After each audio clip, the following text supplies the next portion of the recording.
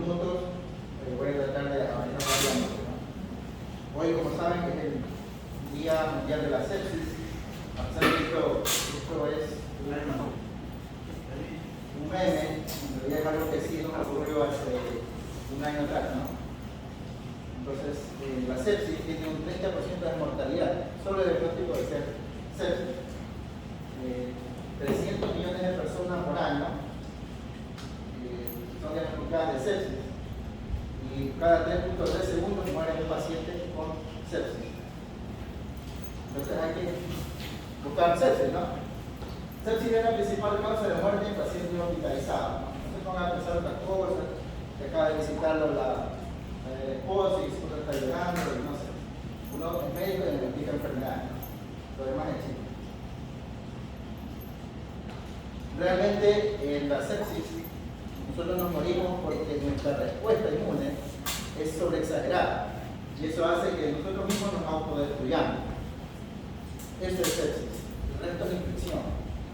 Entonces una respuesta disregulada del huésped a la infección es lo que nosotros vemos como manifestación de sepsis. ¿Por qué la gente se muere? Los signos y síntomas básicamente son estos. El paciente puede tener escalofríos o fiebre, aunque hay una acción en medicina interna, como sabemos, entre más viejos, más frío. Es decir, que los viejos puede que no tengan fiebre. Puede existir un extremo dolor abdominal por una perforación intestinal o alguna cefalea por una neuroinfección, etc. El paciente puede estar pálido, cianótico, somnoliento, es importante. Esto es un signo importante, lo vamos más adelante. El trastorno del sensorio del paciente. Y de ahí yo me muero. Entonces no nos decíamos esas palabras, ¿no? Nosotros que hacemos cardiología, estamos en una coronaria y una vez el paciente dice que el dolor precordial se está muriendo, ¿no? Entonces no olvidemos esa importancia. Se ahoga, le falta el aire, o ya está el paro, y el paro es el suceso de algo que no se hizo a tiempo.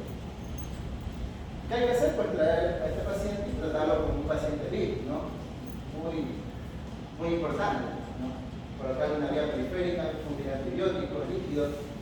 Se habla de balance, ¿no? Entre el cloruro de sodio y el lactato de litio. Antiguamente, todavía podemos encontrar algunos colegas que piensan que el infundir lactato de litio aumenta el lactato en sangre y que eso sería perjudicial para el paciente, ¿no?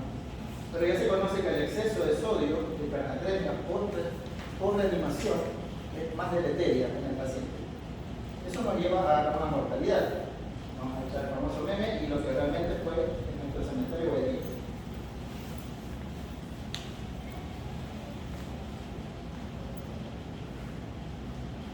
Bueno, hace poco, hace menos de 10 años, este señor Tedros, que es el secretario general de la Organización Mundial de la Salud, le dio importancia a lo que es la sepsis, ¿no? Reconocimiento de la sepsis como un problema prioritario de salud global a través de la Organización Mundial de la Salud. Pero como siempre, Hipócrates, siglo IV a.C., ya sabía que esto era algo importante. ¿No? Aquí hay unos estudios, no voy a entrar en detalle, simplemente para mostrarles que frecuencia y mortalidad del shock séptico en Europa y Estados Unidos, con una revisión y metaanálisis, demostró que solo el diagnóstico de sepsis conlleva una mortalidad del 33%. O sea, un tercio de probabilidad de que te mueras. ¿Qué es la sepsis? Es como el ritmo, ¿no? De atrás para adelante. Es un síndrome de respuesta inflamatoria sistémica, ¿no? Lo conocemos como SIDS. Pero esto puede ser causado por otros sinónimos de cosas, pancreatitis, enfermedad autoinmune, qué sé yo, pacientes quemados, etc. Aquí tenemos la definición por más clara de shock séptico en reuniones que se han dado en diferentes partes del mundo. Y llegamos a esto, la definición de sepsis 2.0. Incluso hay una aplicación, este es el logo, que lo simula en un sofá. Nos quedamos de acuerdo. Y el término sepsis severa cayó en desuso. Un poco más de las definiciones de sepsis, simplemente para mencionar esto, ¿no? Lo mismo que hablamos en un momento del distrés, ¿no? Los productos infecciosos, de la bacteria, el virus, etcétera, lo que sea, el huésped, una que está estéril, ¿no? Y eso desencadena unos productos innatos de la inmunidad, lo cual hace que se eleven los factores de necrosis tumoral, las citoquinas, proteínas 6 que funcionan muy bien, y eso termina una respuesta inmune disregulada, lo cual conlleva la sepsis. También puede simularlo por el trauma, una pancreatitis, Un paciente postquirúrgico nos ha pasado con los postquirúrgicos cardiovasculares.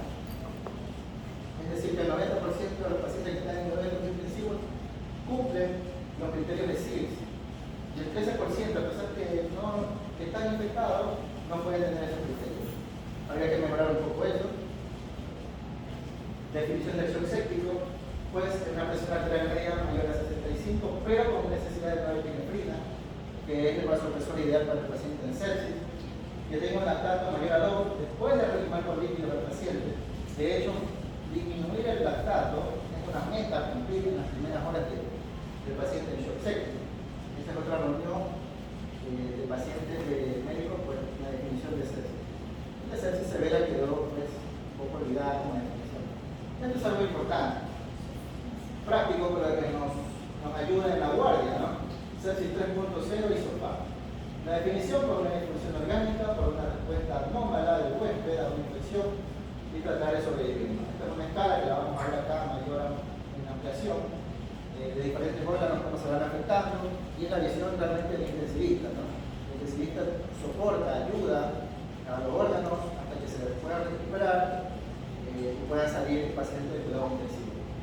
¿Cómo define usted la sepsis? Con una infección, obvio que usted tiene diarrea y fiebre y tiene los diferentes criterios que vamos a ver, se dará cuenta que está con sepsis. Y si necesita norepinefrina, está con shock séptico, ¿correcto?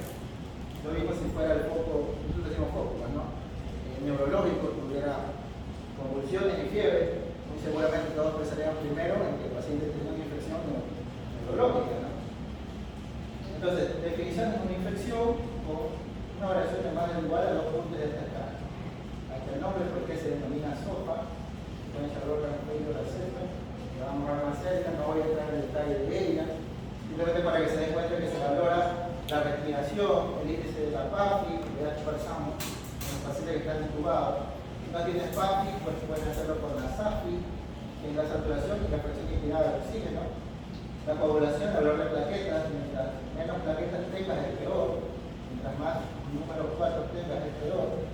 La bilirrubina para valorar la presión hepática, mientras más elevada es peor. Si en el aparato cardiovascular necesitas vasopresores y en estos dosis van subiendo, obviamente es peor. El nivel de conciencia del bajo, si antes de intubar y sedar al paciente era más bajo, eso es peor. Y la función renal, si la creatinina va aumentando, es peor. O si tu flujo urinario entra con la definición de anuria, es peor. Esto es un poco más de lo mismo. Un poco de estadísticas, ¿no? Los focos infecciosos generalmente en el hospital son el 64% de las neumonías, 15% endovasculares. No nos olvidamos, nosotros solemos insertar catéteres en nuestros pacientes, con infecciones neurogénicas, 14%, gastrointestinales, 20%. Olvidar que fisiopatológicamente existe la translocación bacteriana, ¿no? Pues que no está bien nutrido en su nivel intestinal, se queda en el peor porque queda postquirúrgico y no lo ve el viernes, el sábado, el domingo, y un anciano con muy mala respuesta inmune. Puede ser que las bacterias están normalmente conviviendo con el intestino, van al torrente sanguíneo y le produzcan un cuadro de sepsis. Lo más importante es tener en cuenta cuáles son las bacterias más frecuentes que causan sepsis. Esto se verá realmente con algo que se llama la ecología de tu unidad. Es decir, no va a ser los mismos gérmenes que tienen la unidad de cuidado intensivo de la planta baja, o la unidad de cuidado intensivo del primer piso, o la unidad coronaria, o cuidado intermedio, o el quirófano, y esto estamos hablando de la misma institución. Cada área va a tener sus bacterias más frecuentes. Las gram negativas ocupan el 62%, no olvidar que están en ascenso los hongos. Esto es algo importante, uno debe en medicina recopilar mucha información y tratar de grabar ello, ¿no? Entonces, que no se nos escape ninguna bacteria. Y estas son las multiresistentes, ¿no? Tenemos Escherichia coli, tenemos Staphylococcus aureus, tenemos Klebsiella pneumoniae, que conocemos bastante, ¿no? La KPC, es decir, la Klebsiella pneumoniae, productora de Carbamida, Acinetobacter baumannii, Pseudomonas aeruginosa y los Enterococos. Son las bacterias que no debemos olvidar. Ahí falta una ahí. ¿Cuál nos falta? La Staphylococcus maltophilia. Bueno, está bien. Ahí. No es tan frecuente, pero bueno, está ahí, ¿no? Puede ser pensable. Otra vez.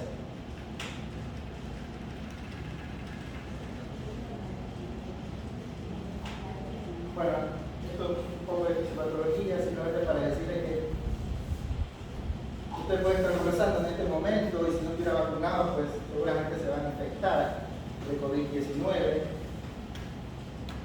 En el otro, en el punto medio, quizás pues ya necesite oxígeno, por dar un ejemplo, ¿no? Con lo que hemos visto con el COVID, que gracias a Dios está decente. Y pues, grado extremo, que usted ingrese en terapia intensiva, muy seguramente está inflamado, está con un compromiso de falla de órgano. Este paciente lo puede ver, no ya está intubado, seguramente necesita catéteres, quizás está anúrico o oligúrico, posiblemente necesite diálisis, etc. ¿Qué sucede? Solo para dar un ejemplo en COVID, ¿no? Ingresa COVID o el microorganismo que ustedes deseen, ahí está el receptor, pues la red viral entra a la célula, entra al capilar, recluta más células, estas células se expresan y hacen una respuesta inflamatoria con interleuquinas, con factores de necrosis tumoral, un sinnúmero de sustancias, ¿no? Está la participación del hígado y en este caso se ingresa, pues, y van a golpear el órgano más importantemente afectado, en este caso el COVID, es el pulmón, ¿no?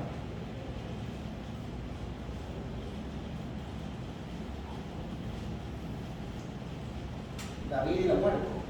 Realmente es un equilibrio entre la proinflamación y la antiinflamación.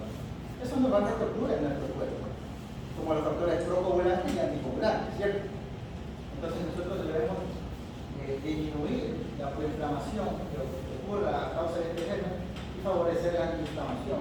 Y esto no suele ser tan sencillo como decirlo.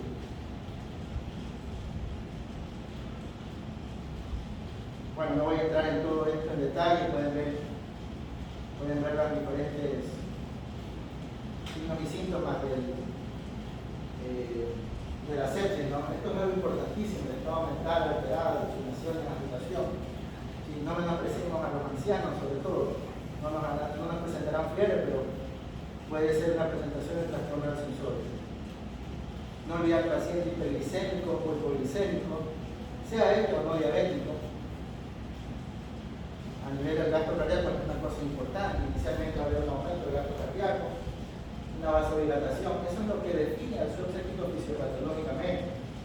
Hipotensión, puede haber una elevación de troponina por una definición de infarto tipo 2, correcto, ¿no? Por una alta demanda de consumo de oxígeno, por una presión mecánica, etc. No va a ser lo mismo que yo, que asumo que soy joven, tenga un shock séptico a un anciano que tenga ya una cardiopatía base, no va a ser peor. Obviamente el edema pulmonar, tequila, hipoxia, puede desarrollar SDA, otras síndromes de manifestaciones, lo que dijimos, oliguria, dividirse en el cuerpo, ¿no? Y acá al lado están todos los soportes que les podemos dar, ¿no? Hemoderivados, en este caso podemos dar corticoides si fuera COVID, manejo de la vía aérea, ventilar, la respiradora, hacer una ecocardiografía, centrarnos en hemodiálisis, y nuestro paciente termina como en este esquema, ¿no?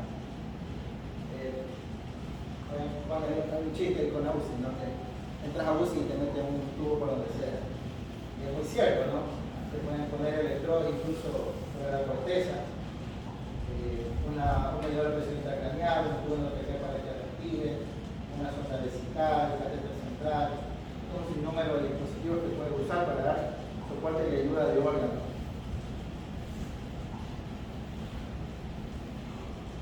Esto es un resumen de todo lo que se puede hacer y lo que no se puede hacer. Lo que no se puede hacer está con X, ¿no? No entraría en detalle, pero solo para mencionar, ¿no? Obviamente que dar antibióticos tempranamente, dar fluidos, ¿no? Esto hay que ser balanceado, no se puede ser exagerado ni corto. Favorecer los vasopresores, sobre todo de ellos, la norepinefrina, una nutrición enteral, manejo de insulina, abandonar la sedación profunda, lo que mencionaba anteriormente, no ser que el paciente esté un poco participativo, que el paciente, que el ventilador le ayuda al paciente, no que el paciente esté acoplado al ventilador, ¿no? Hay otros diferentes objetivos moleculares, una ventilación preventiva pulmonar, que lo mencionamos cada uno de ellos. Entonces a alguien se le ocurrió, bueno, esto ya lo conocen un poco, ¿no? A veces uno dice, no, son los fármacos porque lo disminuyó, es la fiebre, pero le evitamos la sedación y esta deprivación. Y como ya tuvo sepsis, ya no puede tener sepsis, ¿no? Así puede volver a infectarse, ¿no? Entonces hay que volverlo a pensar, ¿no? Esto es algo constante, ¿no? La monitorización, la intervención y el objetivo. Aquí cambió los cuidados intensivos. Nuevamente, ya no hablamos de amato, ni los que destilaban a 12 mililitros por kilo, ¿verdad? Ahora vamos a hablar de quienes observaban a los pacientes, ¿no? Y que hoy en día sabemos que lo que hacían era super resucitar a los pacientes, hiper resucitar a los pacientes. Este hombre estuvo equivocado durante muchos años, pero gracias a él se equivocó y publicó un texto incluso de cuidados intensivos que era obligatorio leer. Nos dimos cuenta, ¿no? Y gracias a que él se dio cuenta, hizo un esquema que lo conocemos ahora como la terapia dirigida a objetivo. Eso es lo que mencioné en la anterior proyección, que es esto, ¿no? Terapia dirigida a objetivos tempranos, ¿no? Ahí en inglés, como siempre. Entonces, este es el profesor Shoemaker, y él pensaba que los pacientes críticos necesitaban más aporte para poder sobrevivir. Entonces él transportía a los pacientes hasta 13 de hemoglobina. Era muy frecuente, yo todavía recuerdo a los pacientes quedarlo como un sapo en cuidados intensivos, porque tú también recuerdas.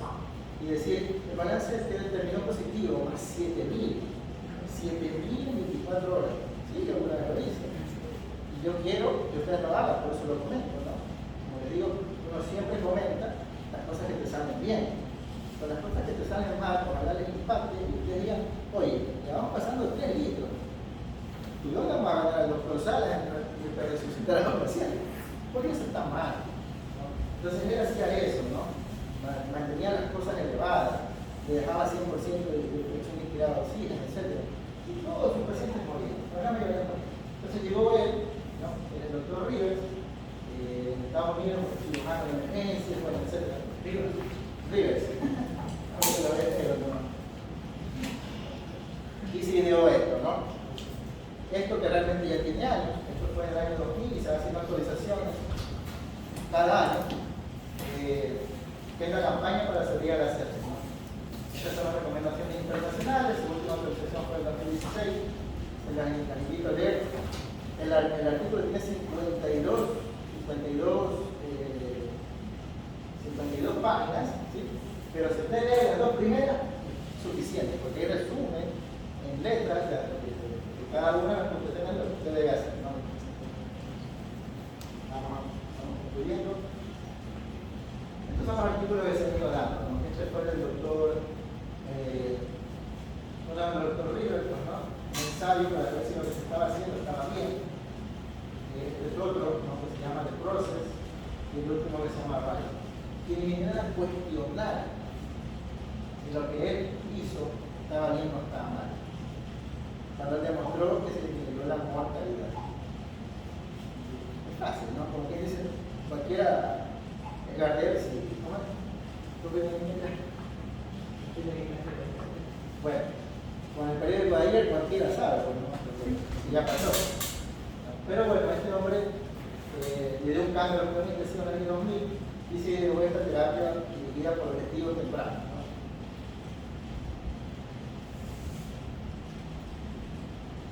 La toma de hemocultivo, mire, creo que nadie ha hecho un hemocultivo así, ¿verdad? Una mariposa.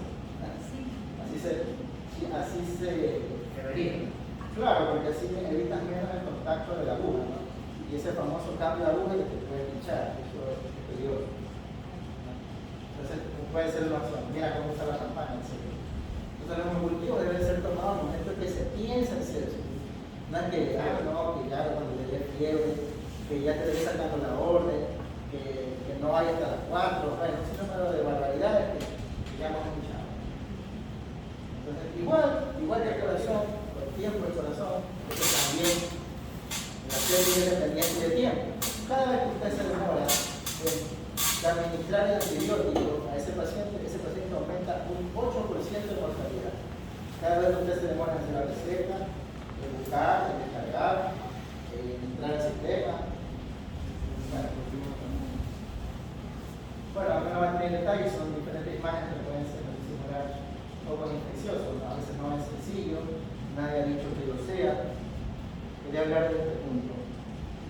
procalcitonina, ¿no?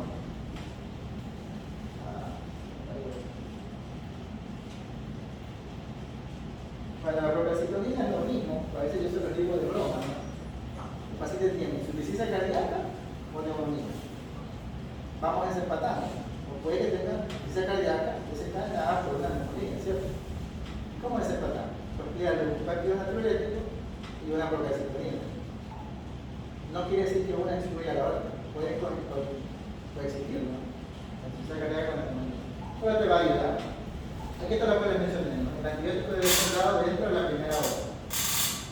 Esto realmente es un equilibrio. Entonces uno debe ser rápido y apurarse con la administración de antibióticos, pero ojo, la utilización inadecuada, generalizada de antibióticos es un gran problema y nos crea multiresistencia.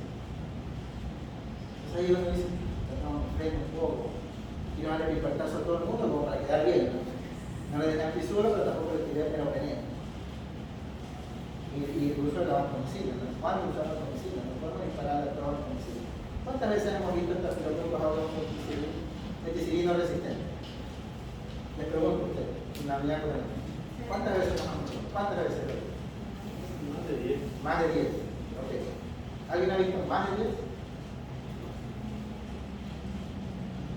¿Alguien ha visto más de 10? En 4 años también. En 4 años. Más de 10 casos. Más de 10 casos. Ya. Está bien. Entonces, ya. Si tu unidad tiene el 1% de infecciones asociadas a dispositivos intravasculares, ojo que nosotros en la UCI ponemos, ¿no? Catéteres no centrales, pero ustedes ponen marcapasos, ¿no? Ponen introductores, el hemodinamista puede elegir los introductores también, ¿no? Pero todo eso se considera un dispositivo intravascular. Si eso ocurre, nosotros tenemos la obligación de utilizar vancomicina. Si eso no ocurre, no usemos vancomicina indiscriminadamente, porque podemos hacer lo que se llama presión selectiva, que es hacer que el germen aparezca y que tome resistencia a los antibióticos que más podríamos administrar, ¿no? Voy concluyendo. Y esto es obvio, ¿no? Usted lo llena al paciente de antibióticos, le pone la vancomicina en infusión, 1 gramo cada 12, y a mí me gusta 500 cada 6, etc. Pero usted no saca el catéter y esa fuente infecciosa sigue ahí permanente. No se va, como se dice, ¿no? Muerto el perro, se acaba la rabia. Hay que sacar la fuente infecciosa. Si tuvieron acceso intraabdominal, ahí tenemos quizás un afiliado, no mentira, porque está en televisión, ¿no? Ahí está cómo se está saliendo el marcapaso, esos casos los vienen, ¿no? Esto les mencionaba la procalcitonina, ya para concluir, simplemente para decirles que hay que pedirla en el contexto de lo que es, ¿sí? Una procalcitonina negativa no quiere decir que el paciente no tenga sepsis, es la clínica del paciente, no siempre es fácil. Y si viene positiva, pues cual más le va a disparar un antibiótico. Eso son otras cosas que ya no traen en detalle. Esto para nosotros que hacemos un poquito la recuperación, para ir concluyendo, tenemos el monitoreo hemodinámico, ¿no? Un poquito para ver un preámbulo. Tenemos diferentes dispositivos, ya sea invasivos o no invasivos. Este es uno que se llama, bueno, comercialmente no tengo ningún conflicto de intereses, es el CITA, el gasto de bioimpedancia, se pone electrodos como el EKG, y eso infiere la distancia de un impulso eléctrico a otra parte y le puede dar los valores hemodinámicos. Acá está otro que es uno mínimamente invasivo, con un catéter central, la marca es Pico, y acá sensa en la femoral, igual que ya hemos usado nosotros en la coronel, que es este, ¿no? Ustedes necesitan más habituado, tiene una interfaz más agradable. Aquí le marca incluso que el paciente está sobrecargado de líquido, que su resistencia está vasodilatada, y le va dando a modo de semáforo, ¿no? ¿Cómo está? ¿Cómo está el índice cardíaco? En inglés, la variabilidad del síndrome sistólico, ojo, está en amarillo, y si está en rojo, si fuese el caso, que hay problemas, ¿no? Pero de pronto yo no tengo nada de esto. ¿Qué puedo hacer? Y lo hemos hecho, ¿cierto? Es nada más y nada menos que elevación pasiva de la actividad. Es el famoso licenciada PASN 300 de volumen de solución salina. Y va y empieza a ver si le mejoró o no le mejoró. Si orinó, creemos que sí le mejoró. Y si no, licenciada, va a salir 300 más de solución salina. Y volvemos a creer que si orina, está bien. Y si no orina, iremos una fluida, ¿verdad? Pero en realidad estamos siendo mágicos, es un poco enigmáticos. Entonces hay que tratar de ser objetivo. ¿Cómo? El paciente en posición semisentada, ¿no? Pueden ver aquí cómo se angula, luego se bajan las piernas, se baja la cabecera totalmente plana, se elevan las piernas, ¿no? Y eso hace que los famosos 300 de solución salina que no estamos pasando se muevan de las piernas del paciente hacia la circulación central del paciente. Ese volumen de las piernas del paciente llega a la circulación central, y si no tenemos este dispositivo, nada más que un monitor cardíaco, podríamos ver que si la frecuencia cardíaca baja un 10%, es decir, tiene 110 de frecuencia cardíaca, y yo le hago una elevación pasiva de las piernas y disminuyo la frecuencia cardíaca a 100, a 90, podríamos pensar, creer, inferir, suponer que le falta líquido. Mire todos los objetivos que le dije. Conclusión. ¿Qué pasa si yo hago este mismo procedimiento y la presión arterial que estaba a 60-40 sube un 15%? Es decir, sube a 70, 85, 90. Me parece que al paciente le falta volumen. Si tú revisas el resto de cosas, que lo ves mal perfundido, que está múrico, que está somnoliente y no lo ves sedado, que su lactato en sangre está elevado, que su gasometría es aciótico metabólico, ¿qué me está diciendo el paciente? Que le digas a la licenciada, ahora sí, y con una cosa que todos podemos ver aquí, todos, porque hiciste la prueba de elevación pasiva de la pierna, decirle, licenciada, ahora sí, va a ser el 300 de solución salina. Bueno, eso es acá, eso los vasopresores en empeores, ¿no? Utilizando la epinefrina, vasopresina, pero a veces nos toca, no hay más, epinefrina. Y pues, esto es una charla para conmemorar el Día Mundial de la Sepsis. Pertenezco a esta red de un colega, el doctor Carlos Sánchez, Proyecto Sepsis Ecuador, y que ahora se denomina Proyecto Sepsis Latinoamérica. No sé si tienen alguna pregunta, gracias. Gracias, doctor. Nada más. Bueno, gracias, doctor Sara. Gracias, doctor Cascante, por los minutos que nos da el tiempo. Y continuamos con fisiología cardíaca, segunda parte.